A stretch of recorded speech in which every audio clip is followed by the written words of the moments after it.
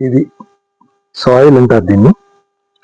అంటే ఇసుక మట్టి సారవంతమైనటువంటి మట్టిగా తయారు చేయడం. దీనికి ఈ పడేటువంటి మన వాళ్ళు సాధారణంగా వేస్ట్ అంటారు కదా, ఈ వేస్ట్ అంతా కూడా most valuable thing in the world అన్నమాట. ఈ ప్రకృతిలో అత్యంత అవసరమైనటువంటి పదార్థాలు ఇవన్నీ. మనకు తెలుసు ఎలా అంటే మన శరీరం ఎలా తయారైంది, ఇది ఆలోచించాం మనం. అసలు లడ్డు ఎలా తయారు చేయండి అంటే చెప్తాం, లడ్డు శనగపిండి కావాలి, బెల్లం కావాలి, లేకపోతే పంచదార కావాలి, నెయ్యి కావాలి, ఇలాగ వాటిలో ఇంగ్రీడియంట్స్ అవి ఎక్కడి నుండి వచ్చాయి అని అడిగితే చిన్నపిల్లాడు కూడా చెప్తాడు, భూమి నుండి వచ్చాయి అని. మరి మన మనిషి శరీరం ఎక్కడి నుండి వచ్చింది, ఎలా వచ్చింది, దేంతో తయారైంది అని అడిగితే ఒక్కసారి అందరికీ కన్ఫ్యూజన్ వస్తుంది. ఈ సృష్టి మొత్తం అంతా కూడా తయారైంది ఒకటే, ఈ 5 పదార్థాల ద్వారానే తయారవుతుంది. భూమి, నీరు, ఆకాశం, అగ్ని, వాయువు. ఇవి లేకుండా ఏ పదార్థం లేదు. పదార్థం అంతా కూడా వీటి నుండి తయారయ్యేటువంటిదే. పదార్థం బ్రతకాలి అంటే ఈ నీరు, లేకపోయినట్లయితే ఈ వాయువు, ఇవి తోడవాలి. వెలుతురు దానికి తప్పనిసరిగా ఉండి తీరాలి. సో వీటి ద్వారా మాత్రమే ఈ సృష్టి నిలబడుతుంది. మనం ఈ శరీరం ఎలా తయారైందో, ఏంటి తీసుకుంటే మనం నిలబడుతున్నామో, నీరు కానీ గాలి కానీ అవి ఎంత స్వచ్ఛమై ఉండాలో ఇవి మనం మర్చిపోయి వాటిని అన్నిటినీ మనకి కావలసిన రీతిలో వాటిని అన్నిటినీ వాడేసుకోవడం మొదలుపెట్టాం. ఈ నేచర్ అనేది, ప్రకృతి అనేది మనుషుల యొక్క అవసరాలు తీర్చడానికి ముందుకు తప్పితే వాళ్ళ యొక్క కోరికలన్నీ తీర్చడానికి కాదు.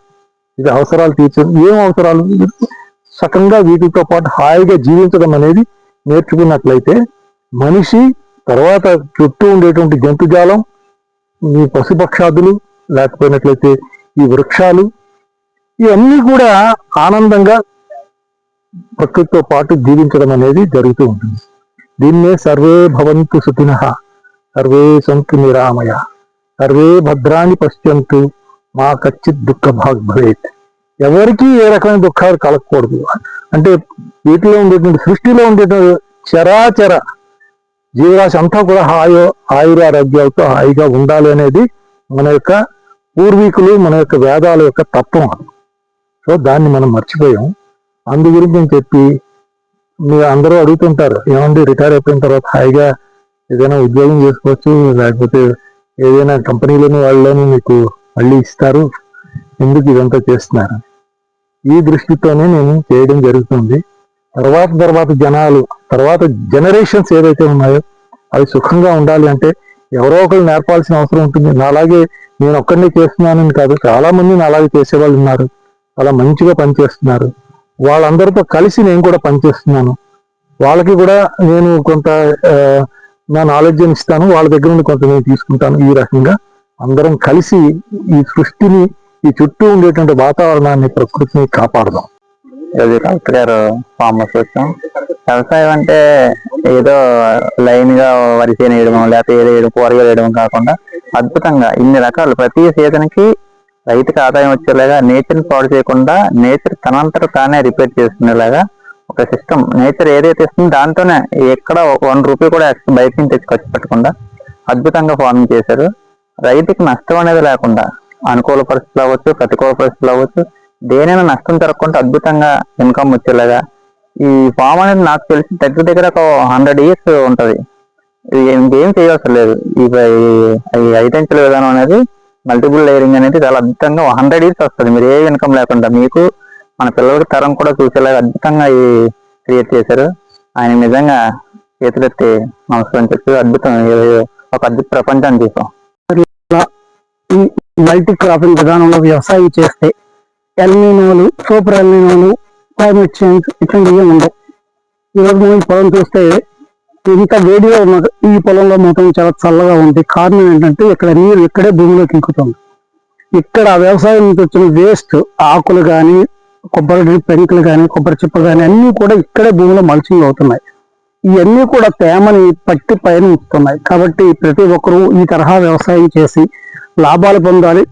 కష్టపడాల్సిన పని తక్కువ ఉంటుంది, ఎక్కువ లేబర్ అవసరం లేదు.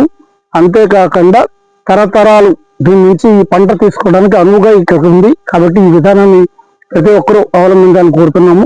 ఈరోజు మామిడి పంట లేదు అనుకుంటే అల్లం ఉంది, అల్లం లేదు అనుకుంటే పసుపు కాదు అనుకుంటే విభిన్న కూరగాయలు, ఆకుకూరలు, దుంప జాతులు, ఇన్ని రకాలుగా క్రాప్స్ వస్తున్న ఒకే ఒక పొలం రైతుకి ఎంత మేలు చేస్తుంది. అంతేకాకుండా వీళ్ళు పశువులను కూడా పెంచుతున్నారు. వాటి పేడ, మూత్రం అన్ని కూడా ఈ రోజు పంటలను అభివృద్ధి చేయడానికి ఉపయోగపడుతుంది. ఈ తరహా పంటలు ప్రతి ఒక్కరూ పండించాలని కోరుతున్నాం. చేస్తున్న రామకృష్ణ గారి వ్యవసాయ క్షేత్రంకి వచ్చున్నాము. ఈ వ్యవసాయ క్షేత్రంలో నేను ముఖ్యంగా గమనించింది ఏమిటంటే, అందరూ కూడా కేవలం ఒక పంట మీద ఉండిపోయి డిపెండ్ అయ్యి ఆ పంట దిగుబడి రాకపోతే పంట పోయింది, దానివల్ల ఇబ్బంది పడతాం అనుకుంటారు. కానీ వీరు చేసిన పద్ధతిలోని ఒకే పంటలో 6-7 వివిధ రకమైన పంటలు, కూరగాయలు, పండ్లు, ఆకుకూరలు, మొత్తం రోజువారీ వచ్చేది ఏంటంటే కరివేపాకు, మునగ, ఇవన్నీ వివిధ పంటలు పెట్టడం వల్ల ఒక పంట మనకు దిగుబడి రాకపోయినా సరే దానికి అనుగుణంగా వెంటనే వేరే రకంగా వంగ, కరివేపాకు, బొప్పాయి, జామి, నిమ్మ, ఇలాగ వివిధ రకాల పంటల నుంచి ఏదో రూపంలో ఏంటంటే అదనపు ఆదాయం వస్తుంటుంది. దాని ద్వారా ఆకులు ఎగ్జిమ్ అంతా కూడా మొక్కకి వెళ్ళిపోయి రసాయనిక ఎరువులు వాడకుండా, పురుగు మందులు వాడకుండా ఒక మొక్కకి అదే మొక్క తలకు వచ్చిన ఎరువుని ఇంకో మొక్కకి సహకారం చేసుకుంటూ అన్ని రకాలుగా పనికొచ్చేందుకు చాలా అద్భుతంగా చేస్తున్నారు. దీనివల్ల ఏమవుతుందంటే రైతుకి పెట్టుబడి తగ్గుతుంది, రోజువారీ ఆదాయం కూడా రావడానికి అవకాశం కనిపిస్తుందని నేను ఖచ్చితంగా దీన్ని చూసి నేను నమ్ముతున్నాను. గోవర్ధనపురం గోశాల రన్ చేస్తున్నాం.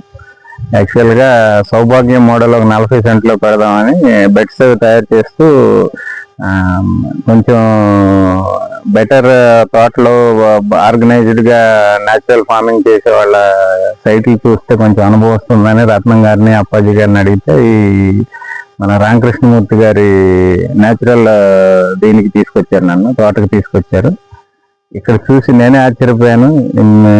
ఈయన 8 సంవత్సరాల నుంచి నిరంతరాయంగా కృషి చేసి ఒక అద్భుతాన్ని సృష్టించారు. ఇది యాక్చువల్ గా న్యాచురల్ ఫార్మింగ్ వాళ్ళందరూ ఇది చూసి నేర్చుకోవాల్సింది, ఇక్కడికి వచ్చి దీన్ని తప్పనిసరిగా చూసి నేర్చుకోవాల్సింది చాలా ఉందని నేను అనుకుంటున్నాను. వీటన్నిటినీ ఇప్పుడు అన్నిటినీ ఆయన చేసిన విధానం, ఈ కల్టివేషను, ఇంకా నాకైతే అనుభవం తక్కువ కానీ చూసి ఎక్స్ట్రాడినరీగా ఫీల్ అయ్యాం, ఆశ్చర్యానికి గురయ్యాం. ఆ కరేపాకు, ఇదిగోండి కరేపాకు చూపించారు. దీని స్మెల్ చూస్తే ఎప్పుడో చిన్నప్పుడు చూసిన స్మెల్ వస్తుంది. అంత న్యాచురల్ గా చేశారు ఏదైనా ప్రతిదీ. ఆయన రిటైర్మెంట్ అయినా కానీ ఈ వయసులో ఎక్కడో రిటైర్మెంట్ వయసులో ఏ అపార్ట్మెంట్ లోనో అటు ఇటు ఉండకుండా ఈ నేచర్కి వచ్చి ఈ నేచర్ లోనే బతుకుతూ ఈ సృష్టికి ప్రతి సృష్టి చేసినట్టు చేశారు. చాలా అప్రిషియేట్ చేయాల్సిన విషయం, అందరూ తప్పకుండా చూడాల్సిన ప్రదేశం.